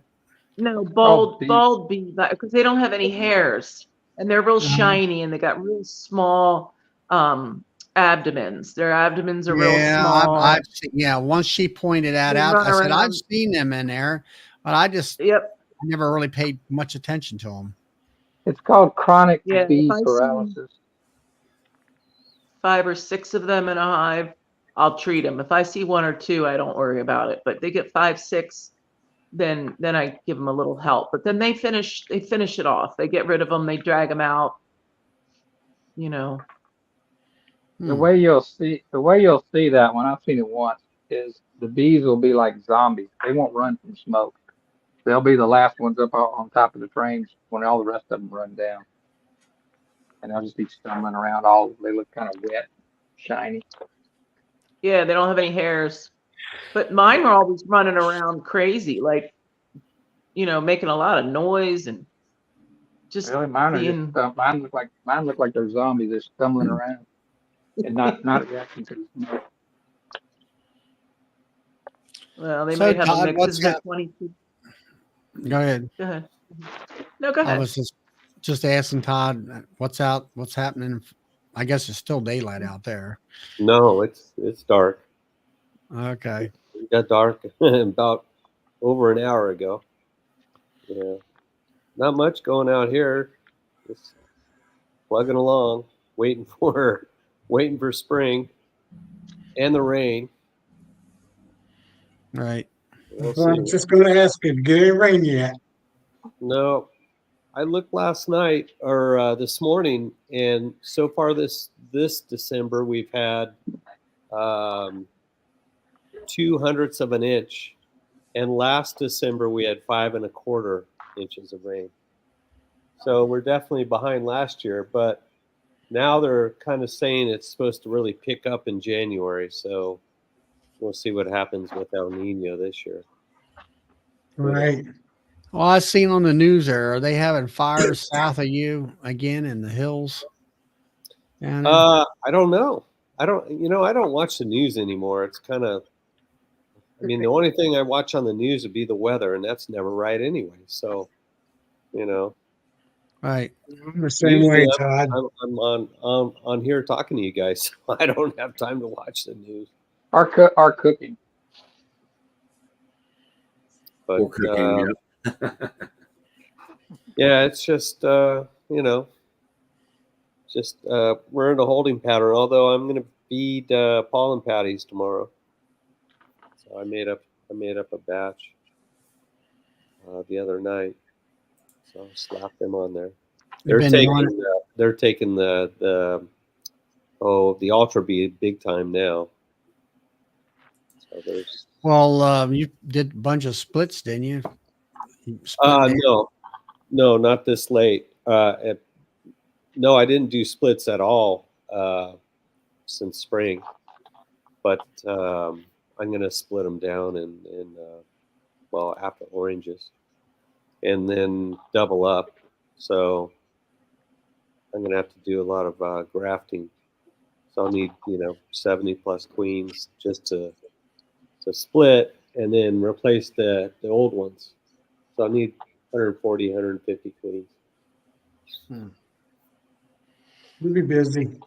Yeah, it's going to be a busy spring, and I found out today that the commercial guy that I've been trying to get boxes into his operation for almonds, he's losing more contracts. So his need for extra bees is dwindling, and I don't know what's going to happen. So we'll see. What happened to his Yeah. bee? I was reading the chat. Or he lost his bees, or what? No, his contracts. He I guess he had some growers that ripped out some trees, and so he lost the contract there. Just yeah, it's just here and there. He's just losing contracts because of that, or they go somewhere else, or they want somebody else. So, you know, it's a game. You have to play it.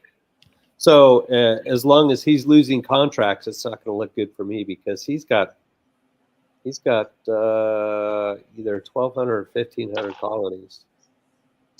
So he won't need any from me, Right. more than likely. So yeah, I'll probably split down everything this year.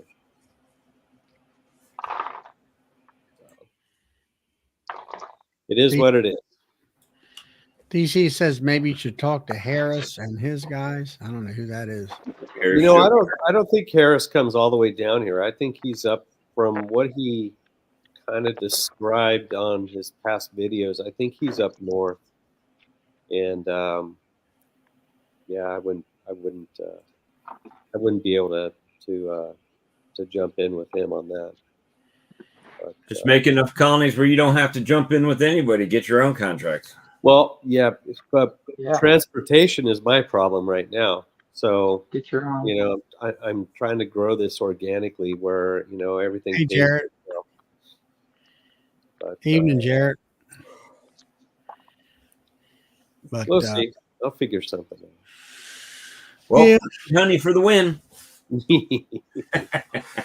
keep creaming Yeah, that. I'll definitely have honey because if it's the same season as it was last year with all the rain, and hopefully it's coming, yeah. And if I split down everything, I'll have it coming out of my ears again. So we'll see. Count the chickens before they hatch, though, Todd. You never Oh know. no, I know. Mother Nature. But either way, I'm still splitting them down, no matter what, because I'll build them back up again, and then cross my fingers for almonds next year too. So we'll see. You got what, 70 some hives, Todd? Yeah. 60, 70 right now. So actually, I have 73 because I'm not counting Mark Miller's or 74. I'm not counting Mark Miller's queens. I'm not going to do anything with those except graft from. And so yeah, I have 70 to play with. It's a lot. Yeah. That's enough for me. Yeah, it's enough right now, that's for sure. Yeah. That's a way more than I want to have. I can tell you that much. Yeah. But like I say, for me and earlier on, I definitely want to increase honey production, and since I've been selling quite a bit of it, Mm-hmm. and to try to keep ahead of the sales and stuff like that, so I don't run out. Mm-hmm. Overlap from one year to the next is what my goal is. I'm down to 200 pounds, and that's all I have left. So I might be buying buckets. I don't know. We'll see what happens. Where are you selling it, Todd? A lot of it just on Facebook. Okay. And then there's a downtown, what they call an art hop, which the city blocks off 4 or 5 blocks, and they have food vendors everywhere, and they have, it's like a big, huge craft fair / farmers market. And the organization I work for is on one end of it. And so they said, yeah, just put a table right out there. It's right at the food court. So there's people coming in. And so, I'll sell a lot there every time I go. It's once a month. Yeah. So We'll see. I think my last big sale will be tomorrow, and after that, I'm going to do 2 more weeks, and that's going to be it. Yeah. what are you doing there, Phil? Putting labels on? I'm putting labels on my lip balm. I pretty much got it all filled while I've been listening to you guys. Well, with that But, lip balm, how do you How do you make that? So I know it's wax and you got what, shea butter in there or something like that. Now I use coconut oil. But what's a little bit unusual is I do two kinds. I do uh, what I'm calling unscented, which has the little yellow stripe, and I do the peppermint oil, which I just add peppermint essential oil. But Yeah. I do one part beeswax, 3 parts coconut oil, and about a half a teaspoon for every 4 ounces of vitamin E oil. And then with the peppermint, I add about 10 drops for each one of those. But, and that's it. That's all it is to it. However, the coconut oil I ran out. I can't remember where I got this big, huge jar, and I ran out of that. And it has no smell at all. But this one, I got at Aldi the other day. I opened it and it had a strong coconut scent to it. So I feel a little bad about saying unscented because it'll smell that this is probably going to smell like coconut instead of unscented. You say it's an all natural scent. It is an all natural scent. It smells great to me, but I was really surprised when I opened that up and smelled the coconut. It's probably more true than the other one, because it's extracted from coconut. So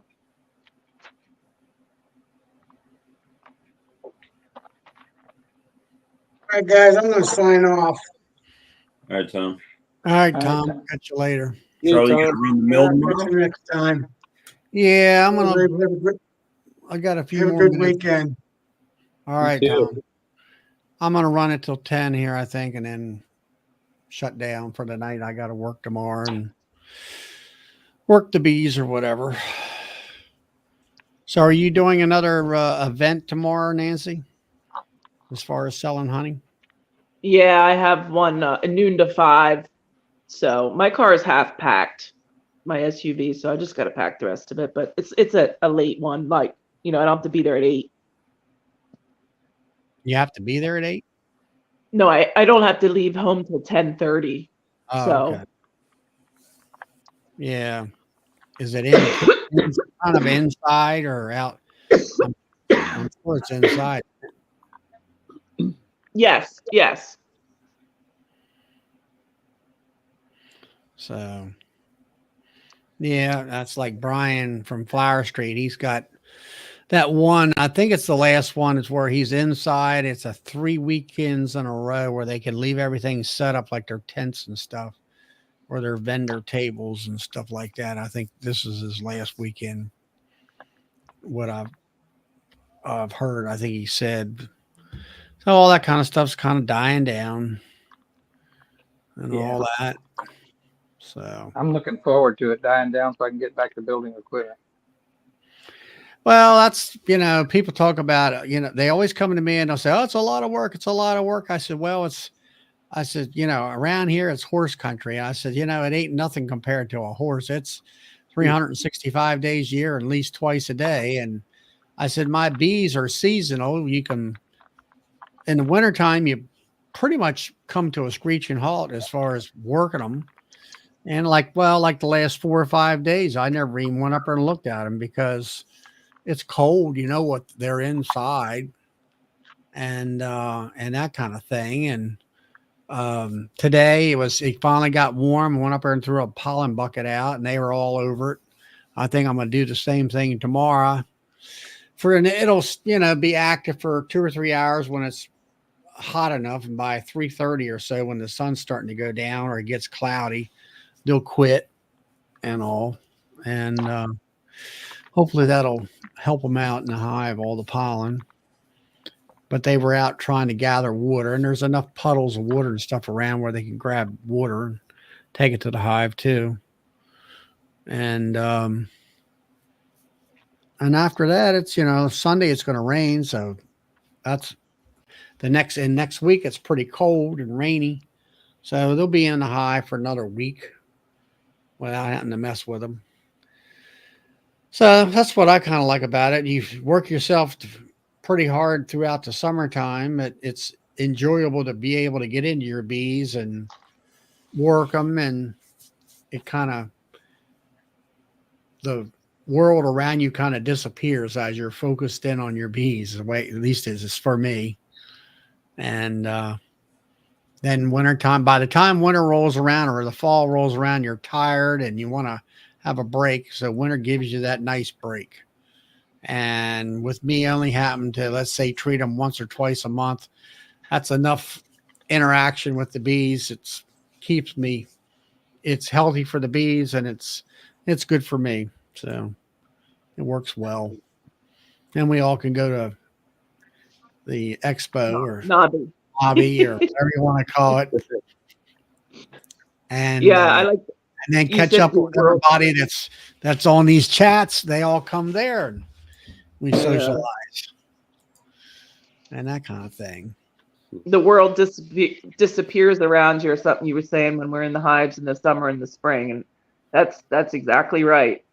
You know, you don't know what's going on out there, and yeah, I don't care to know. Well, I've been working my hives, and a couple of days later, the guy says, did you hear me holler? He was at the end of the barn because he's not going to walk down there towards me. And I says, where were you at? And he says, I yelled and yelled at you. I said, well, I didn't hear a thing. All I was doing was looking in on the bees, and focusing on what I was doing. And, you just get your own little, I guess you call it the zen, Yeah, Zen, yeah. you But get you know your what makes ear. me nervous? Every 80-year-old beekeeper that I know can't hear. Oh, yeah. Yeah, all the old guys, they can't hear. And I'm wondering if it's from being in the hives all those years. Like sometimes I can hear them and I'm nowhere near my yard. I think I can still hear them. Yeah. Or close your eyes and you still see them. When you're 6-7 hours out there, it gets wrapped up in you. Oh, I don't think it's any noise pollution. I mean, of course, I wear hearing protection all the time, and Just I beat can up some Hive Alive Fund and get rid of that deformed ear virus. oh my. Yeah, and you put the DFM. I saw someone in the chat was saying you can put it on when you have honey supers on. I mean, I wouldn't, but you're putting it on the brood chamber. You're putting it on top of the brood, and it falls down into the brood, and then you would put your. But I wouldn't. By the time your supers are on, I mean, you're looking for honey production, and I wouldn't take all the supers off to put the DFM on unless it's really bad. Then I'd take the supers completely off and give them to somebody else that's working harder. Yeah, I was wondering about that. Whether that's I guess you don't apply it when you have honey supers. I wouldn't. I try not to apply any type of medicine at all. Or at least I just don't. And Yeah. all that stuff. Well, you got a lot of agriculture around where they can get into some nasty stuff, then you want to, I don't know. For me, we are basically here. We're more or less a hay production farm, and my son does get certain sprays, more of a, I guess it's, what would you call it? Weed killer type herbicides. herbicides, Yeah, not the pesticides. and that kind of stuff, and not so much. We used to have a lot of corn here up until last year before, where it was, I'll say, Roundup type stuff. But I don't know. I've never really had any bee problems because of any of that. I mean, it's right around me all the time, but they don't seem to have any issues with that. I will have to say I did have some black hairless bees. I've seen. Maybe I need to try a little bit of super DFM and see if that helps out any and stuff like that. Yeah, you can get a little envelope and just have it there handy when you see something, and then see how long it takes for them to clean up after you treated them once or twice. Mm-hmm. Right. So Well, it's 10 o'clock. So, but I do want to talk next week. I think I'm going to come on again and talk about, I want to hear some of these guys down there talking about winter bees and when the winter bees are made and how do we know they're making their winter bees? I don't have winter bees. You don't have winter. I don't have. I don't have Wait, winter bees. didn't you have- Bees fly didn't you every have- day. You had winter, what, like a week and a half ago for one day? Yeah, one day. I mean, it's 36 degrees right now. It'll get down to freezing, but then, then the sun comes up and they're flying again, or after a few hours in the morning. So Hey, Mark. it's raining, they're flying. So come it's on like- into Yeah, the so- chat. so- We're getting. Huh? Go ahead, Nancy. So the bees that come up, we get truckloads of nukes coming up from Georgia, and if they don't, genetically, they know what they need to do, but what's the difference in making good winter bees in Northeast, up here in Pennsylvania, north of Philly, when you're coming up from Georgia? Like, I want to hear someone talk about that. And the whole, how do we know, it's the absence of pollen. Like when the pollen's all done, I had 3 hard frosts up here, and then they were all done pollen. No one was bringing pollen in except one nuke. They were getting it from somewhere. But, it's the absence of pollen that they're starting to talk about. Rusty, a woman who writes Rusty, she's starting to talk about it. And you're starting to hear a little bit about it, but it's the absence of pollen, they're saying now, is when the winter bees, they start them, and they never leave the hive. So I don't know. I don't know. just It's wanna like learn more about that. Ian Stepler and Brad and Jane. Brad. They talk about, and they look at their bees totally different than what we do, where their season is very defined, and they talk about what was the guy, Lloyd Harris up there, who was the entomologist, and he did this great big study, and he found that when the bees don't fly, and that's one thing that they're very worried about up there all the time in them bee barns, they don't want them to fly. It makes those bees live longer because it creates a juvenile hormone, I believe it is, and they want those bees to live longer because they're of a short season. And they'll talk about when springtime comes for them, that they need to see those hives be at this point in time, as far as like how big they are, stuff like that.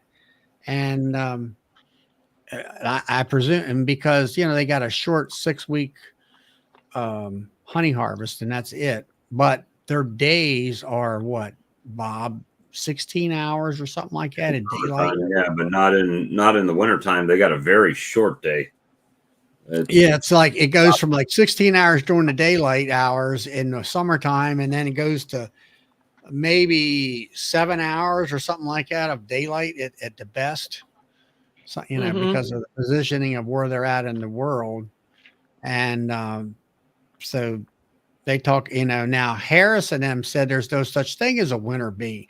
It's just a bee that their development, the triggers of their development are shut down, I guess you might say, because of the non-flight and stuff like that. So I don't know. I mean, yeah, the winter bees, I mean, they're different. They're almost genetically different, that they're talking about making a new class. We have 2-3 classes now. They were thinking about adding it as a whole nother class because they're just different bees, the way they feed them and get them ready and all of that. But yeah, I really am looking forward to someone doing some real, and I think you probably would need an observation hive to do real good research on winter bees, just because they don't leave the hive. And then, when she stops laying, and then what's the cue to start, feeding them what they feed them to become winter bees, and all of that. Yeah. That's just something that we don't hear too much about. And I'm eager to All right. Yeah, Doesn't hear a Doug's here. question like that. Yeah, Doug's from Huh? up in Doug from Longman Apiaries. He's up in Saskatchewan, I think it is. Manitoba too, right? Mm. Is he in Manitoba? Mhm. Anyway, he says the temperatures when temps start to drop and bees stop flying, it's the bees that are produced then that are their winter bees up in Canada. Now, Mm-hmm. Doug leaves his hives outside. He puts them together, then he puts these winter wraps, insulation wraps around them. They don't put them in, he doesn't put his in bee barns and like the Mm-hmm. rest of them do. And but they're what is that? Is someone on a heart machine? Phil, I think it's That's Phil. my Phillips, that's my print. That's my printer. Sorry about that. beautiful thing. There you go. I got you. But uh There's a couple of things, though, Nancy, that you have to take into consideration. There's three things that I Sure. could think of. Pollen, which you mentioned. Pollen starts Yes. stopping or is not produced after, a hard frost. And then, but the other thing that starts before that is the length of days. So when the bees go out after the summer solstice, they already know that days are shortening. So they know winter is coming. So when it gets to the point where it gets cold and pollen production kind of just really shuts down. Like for me, Mhm. it shut down all at once. In some other places, it might take a little while, but I had one frost and everything shut down. But those three things, pollen, time of day, and temperatures, is what signals the queen and everybody else in the hive uh, that winter bees need to be, produced. And I really think that the trigger is the cold, not necessarily where it shuts pollen production down, but I think that coldness kind of sparks the queen up a little bit. And then I think help with the forager bees too. I think there's something at hand with those guys or gals, where they kind of uh, promote the queen or kind of get the queen to lay a batch of brood or the winter brood. So you see that, Nancy, that what Shane talked about on your Yeah. Oh, yeah. I'm looking here. Yep. Hold on. yeah, Yeah. but for them to be Yeah. produced, I think there's three things that need to happen: Vitagelin. Yeah. cold, uh, shortage of pollen, and then of course the shorter days. But That's what the temperature is what's causing them to stop brooding, right? Your queens stop laying when it gets cold out, and they're all clustered, not doing anything, right? When it's really cold. Like No, I I can go think to that- my hive well, right now, and there would be brood in there. Some, might be a frame and a half, but there'll be some in there for sure. and in warmer climates, it might be that there's less sunlight, so they know something's going on, and they know it's going to get colder, and so the queen starts laying winter brood, or a little the different, like what Shane said, the different cast that has different pharyngeal. Yeah. The Gland. Vitagelin. So yeah, I think it's a combination of everything. Yeah. I'd like somebody to really dive into that. So, but there's so many different people say so many different things, and you're just wondering. I wonder anyway. Hmm. What And you know what? percentage? It might be like asking 10 of us, you can get 12 different answers, and you'll never know what is what. Well, right. That's so, and I love that. Like, I love that for the practical stuff, but the science stuff, I really like to have, some better, harder answers on that sort of thing. The ones that are testing them and taking them apart and, figuring out what percentage of the hive is actually, the winter bees as opposed to regular worker bees. They still got to go get water, they're still going out. So, Yeah. yeah, just don't know so much. There's so much we don't know yet. Do they have to go out though, or can they drink moisture from within the hive that they create with condensation? Yeah, I think that's a Well, big thing. yeah, they're gonna, yeah, and some of mine were really wet. The front porches were just wet today. Mhm. And so I just thought, I didn't do anything because you don't want to mess them up. But yeah, I mean they were bringing in water, but then some of them were still really wet. So I don't know what they're doing right now. I don't know. It was 60 degrees here, and it's been going down into the 20s at night. So it's just a lot for them right now. I think figuring. I wish it just get cold and snow and be done with it. Now Shane says Dr. Brian Johnson, honeybee biology. I don't know is that one of the ones that's been out there for a while or not. Oh yeah, what is it? Can you put that up, Uh, Jane? I want to say most of that science has already been done and studied. I think they're on to bigger things now, but I know there has to be studies that have been done decades ago on that topic.